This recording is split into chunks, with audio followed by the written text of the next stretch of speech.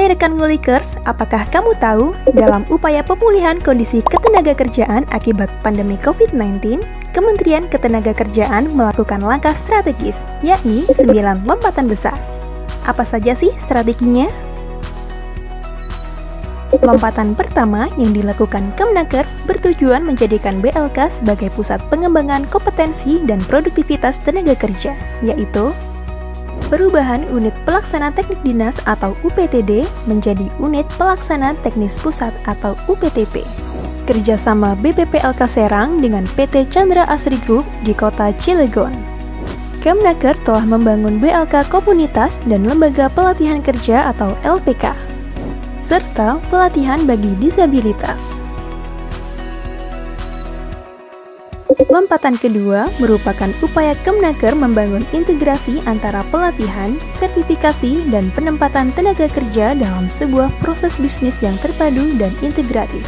Antara lain, pelatihan berbasis kompetensi, pelatihan produktivitas, pemagangan dalam dan luar negeri, mencetak tenaga kerja berkeahlian menengah sampai tinggi di sektor prioritas, penghimpunan data tenaga kerja selama 1 tahun pada aplikasi Career Hub, sertifikasi kompetensi, penempatan tenaga kerja di dalam negeri, penempatan tenaga kerja melalui perluasan kesempatan kerja, serta launching gedung pusat layanan pasar kerja. Lompatan ketiga membentuk tenaga kerja mandiri yang berdaya saing dan mencetak wirausaha unggulan dan berkelanjutan.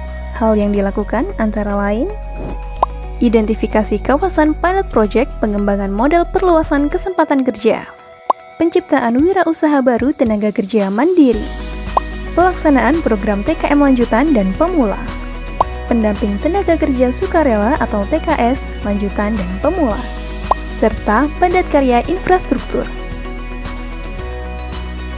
Lompatan keempat bertujuan mengembangkan dan mengelola potensi kreatif generasi milenial dan generasi Z menjadi talenta muda yang siap menyambut future job, seperti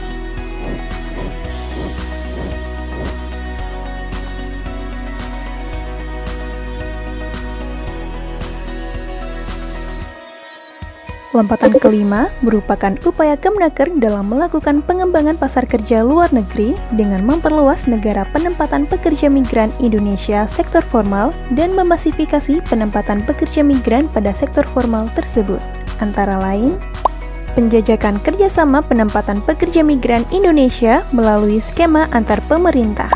Menteri Ketenagakerjaan Indonesia secara intensif berkomunikasi dengan Menteri Ketenagakerjaan di berbagai negara.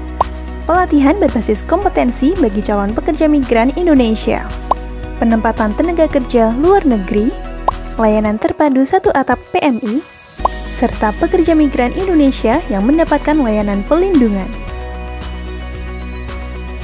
Lompatan keenam bertujuan untuk mengembangkan hubungan industrial yang lebih berkualitas dan adil, serta berorientasi pada peningkatan kualitas dan kesejahteraan tenaga kerja secara berkelanjutan dengan melakukan kegiatan sebagai berikut.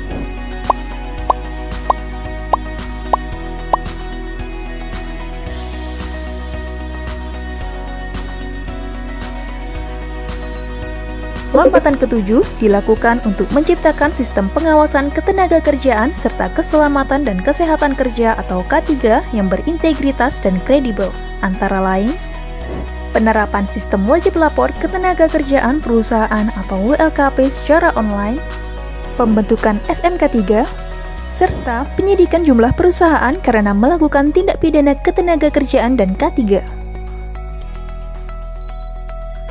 Lompatan ke-8 bertujuan untuk mengembangkan sistem informasi dan aplikasi layanan ketenagakerjaan yaitu aplikasi Siap Kerja sebagai ekosistem digital ketenagakerjaan di Indonesia.